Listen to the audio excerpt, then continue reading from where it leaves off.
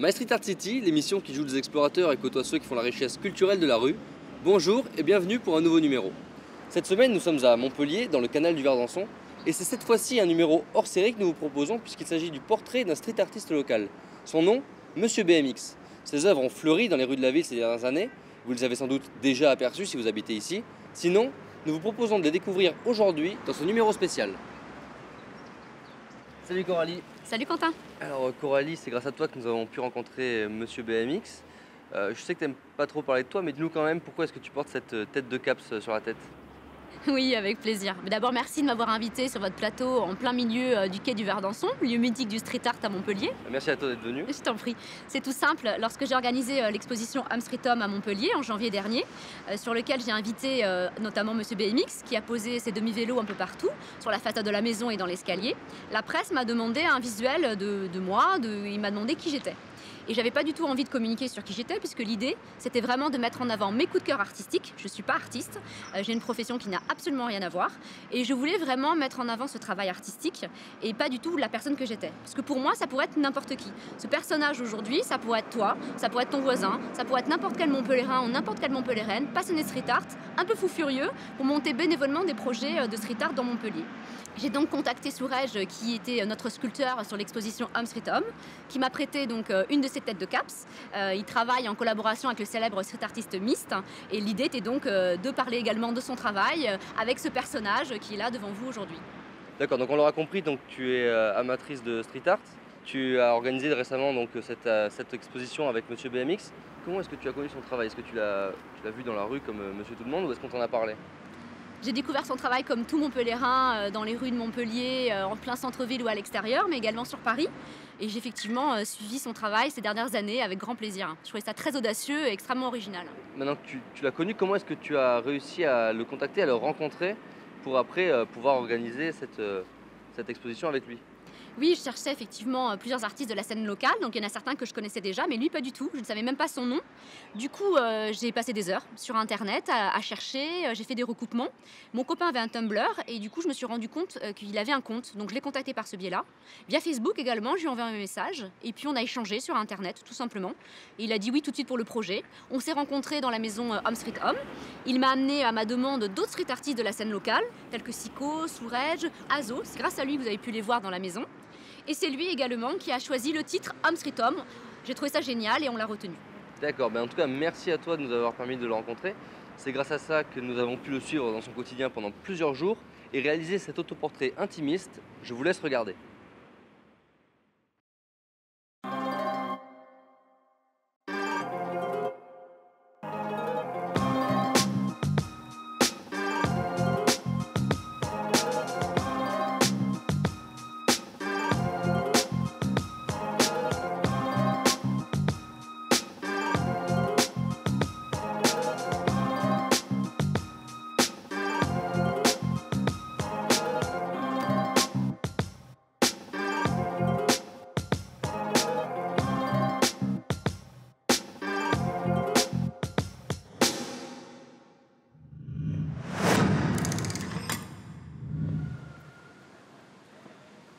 Il y a beaucoup de choses dans ma vie que j'aurais aimé faire mais que je n'ai pas faites.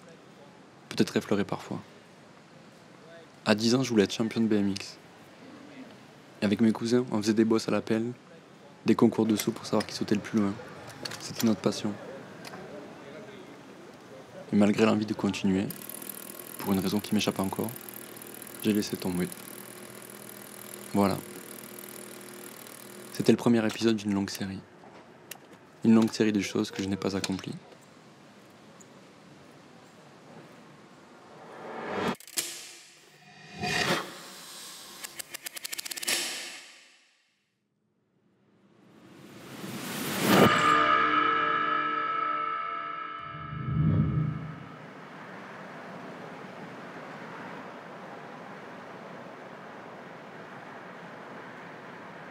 J'ai toujours eu une haine en moi.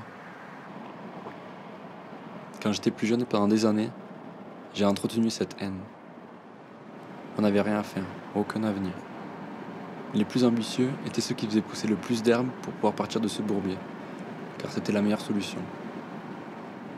Et c'était cyclique, chaque année la même rengaine. On espérait la grosse récolte pour pouvoir être heureux et profiter. Le village où j'ai grandi, c'est un village Sevenol de 600 habitants, où il y a très peu de choses à faire. Avec mes amis, on se donnait rendez-vous tous les jours en début d'après-midi et on faisait rien, mais on était toujours ensemble. Ouais, j'ai passé 10 ans à avoir plein de projets, mais concrètement avoir jamais rien fait. Même si je suis content d'être parti de là-bas, j'ai plein de souvenirs, plein de choses qui sont passées ici. J'ai un peu des regrets, mais je pense que c'est pas comme ça qu'il faut voir les choses. Moi, tu vois, tous ces moments où j'ai rien fait, le côté artistique que j'ai, je l'ai construit pendant tout ce temps, quoi. J'ai appris à imaginer des choses.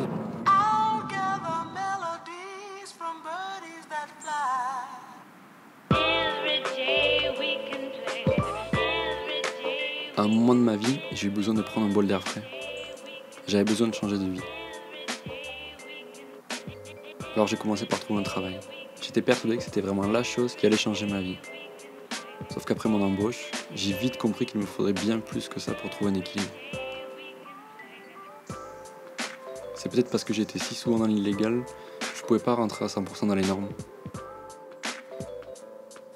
J'ai eu besoin de revenir à la source et prendre du bon temps dans la rue. Peut-être pour équilibrer la balance entre gentil et mauvais garçon. J'ai rencontré des graffeurs qui m'ont donné envie de m'exprimer.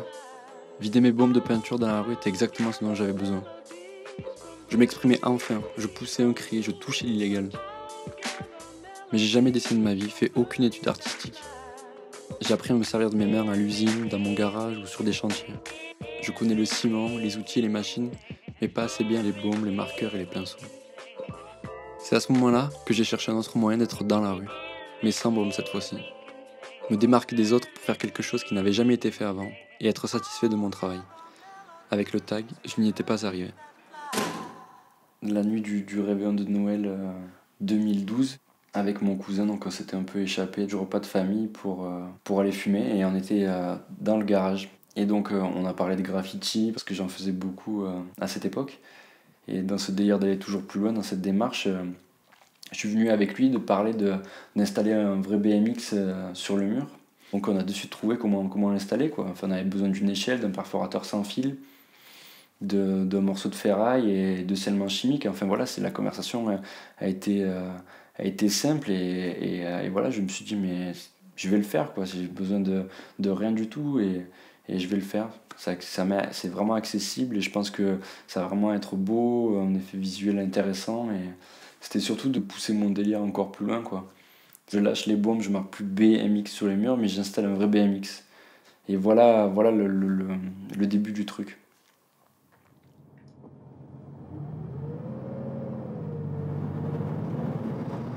Ma méthode de travail, c'est d'attendre d'avoir le moment où j'ai vraiment envie d'aller dans la rue, de monter sur mon échelle et de prendre ce plaisir à installer un BMX. Donc ça me prend du temps, ouais, j'attends que cette envie monte, et parfois au bout de plusieurs semaines, même parfois au bout de plusieurs mois.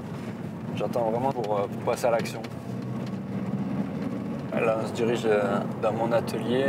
Je ne souhaite pas trop dire dans quel endroit il est, mais il se trouve en tout cas dans la région de mon enfance.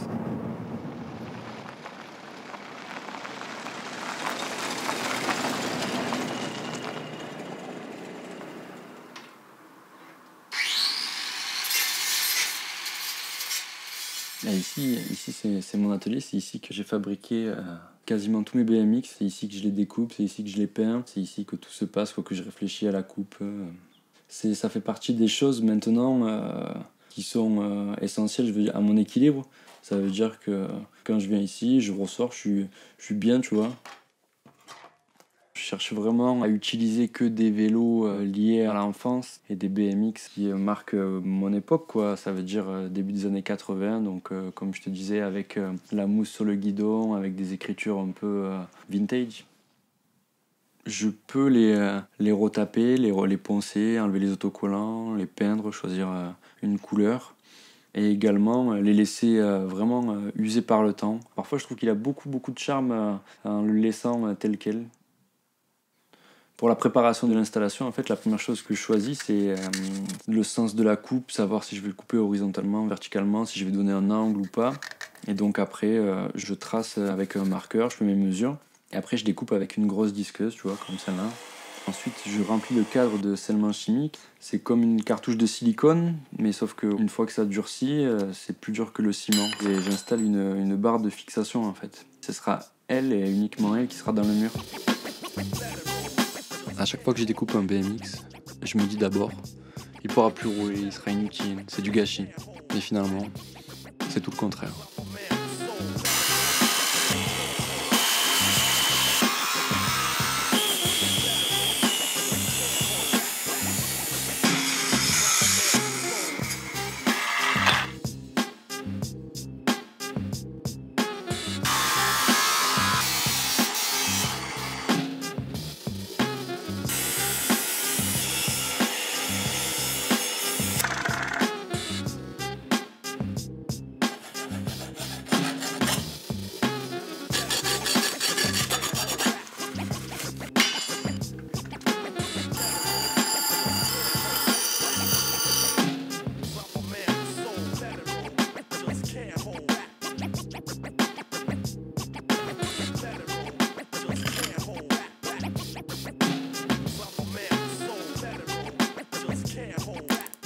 Quand je les accroche au mur, c'est comme s'ils sortaient de leur emprisonnement. C'est une seconde vie pour eux comme pour moi. Pour moi, la suite, c'est essayer de pousser techniquement la fabrication.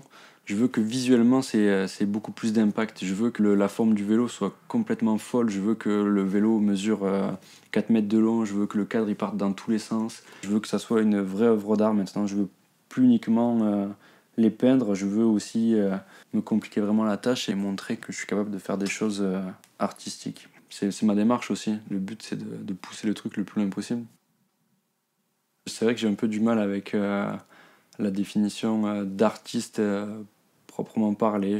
Le vélo, il est accroché au mur et donc il a forcément une définition artistique, mais c'est vrai qu'encore pour le moment, j'ai un peu du mal à me dire que moi aussi je suis un artiste. Et l'installation elle-même, c'est ça qui est le plus beau, quoi. Et c'est ce dont j'ai envie qu'on parle. Moi, c'est pas important, quoi. Pour choisir le lieu de l'installation, je veux que le lieu m'inspire, quoi. Où que j'aille, en fait, j'imagine une de mes installations.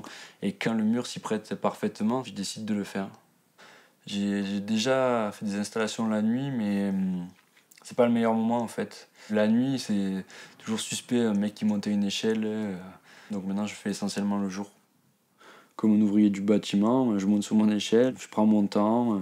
Quand c'est de la vieille pierre, j'essaye de percer dans le joint pour pas abîmer la pierre du dessus ni celle d'en dessous. J'enlève la poussière pour que mon scellement chimique puisse bien accrocher. Et j'installe le vélo, ça prend 2 minutes si tout va bien. Je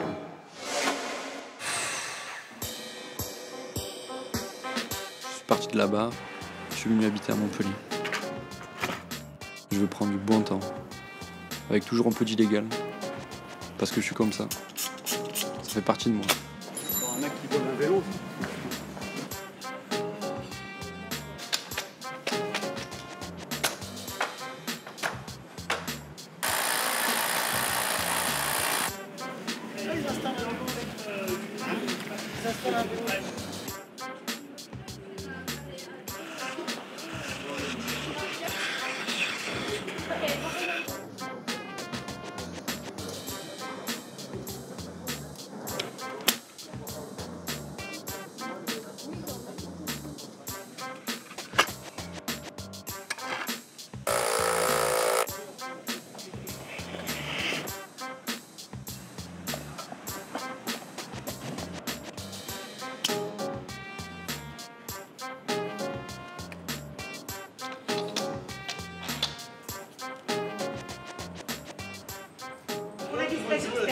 Ouais, ou pas aujourd'hui.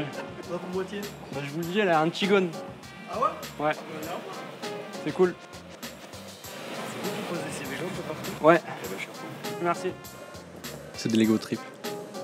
Plus je fais ça, plus je suis bien.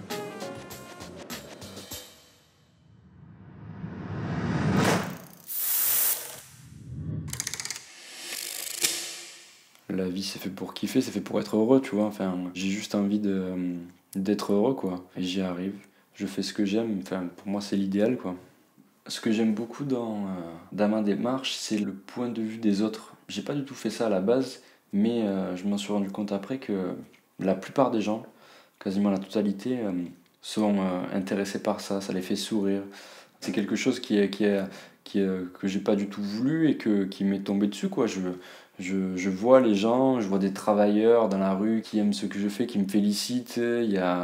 Enfin, je sais pas, moi, tout cet après-midi, là, j'ai fait une installation, il y a des policiers qui sont passés. Même les policiers eux-mêmes aiment ça, font des commentaires en disant que c'est cool. Les gens en voiture se sont arrêtés pour me dire continuez. Il y a le boulanger qui était juste à côté m'a félicité.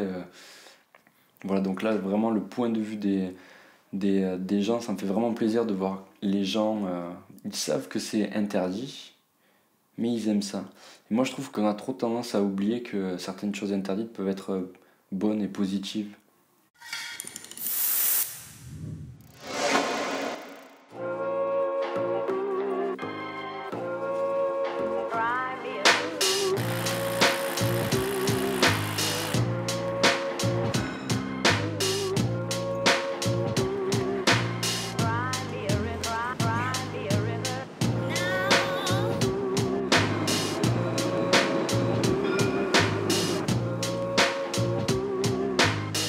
Salut.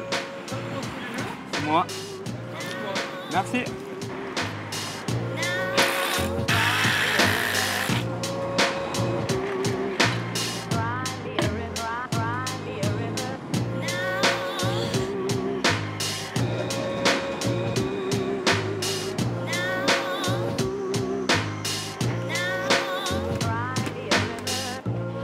Salut.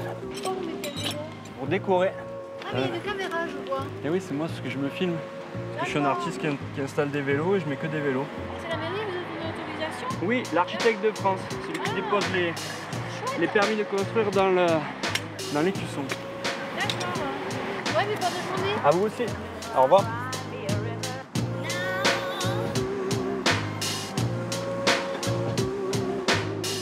J'ai transformé ma haine et ma frustration en plaisir et en bonheur. En bon temps et en positif. Je vois les gens dans la rue parler de mes vélos, se retourner, prendre des photos, sourire. Ça me rend heureux.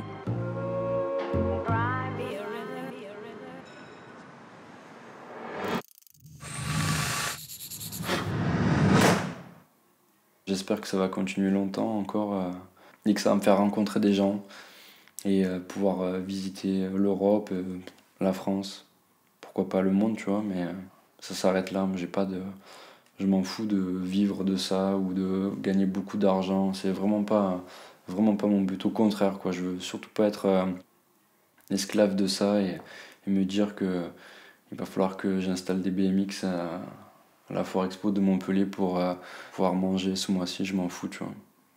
Moi, je veux juste que ça soit du bon temps. Et le but, c'est juste ça. Voilà. J'aime bien une phrase de rappeur qui dit la rue, mon premier amour, c'est une chienne, mais je l'aimerai toujours. Et je trouve ça parfait. Ça veut dire ce que ça veut dire, tu vois. J'ai transformé mes songes en véritable projet artistique pour pouvoir enfin avancer, faire quelque chose, rattraper le temps perdu et pouvoir dire que j'ai vécu. Un rider, j'en serai jamais un. Tous les BMX ne servent qu'à briser ma routine. Tous, sauf un.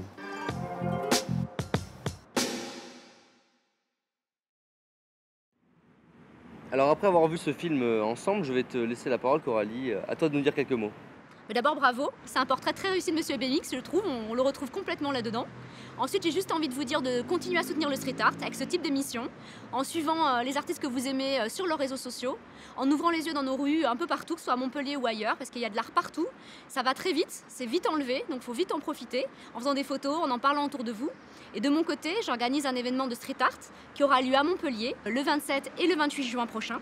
Pas de maison cette fois-ci, un projet de mur en plein centre-ville. Vous aurez tous les détails sur ma page Facebook Montpellier Love Street Art. Il y aura plus de 10 street artistes sur cet événement-là, de la scène locale et nationale. Vous en saurez plus, donc n'hésitez pas à nous suivre sur Montpellier Love Street Art. Eh bien, en tout cas, merci encore d'être venu nous parler. Merci à toi. C'est maintenant la fin de cette émission, on espère qu'elle vous aura plu. On se retrouve la semaine prochaine et le prochain numéro hors série, c'est dans un mois. Salut à tous, salut Coralie. Salut.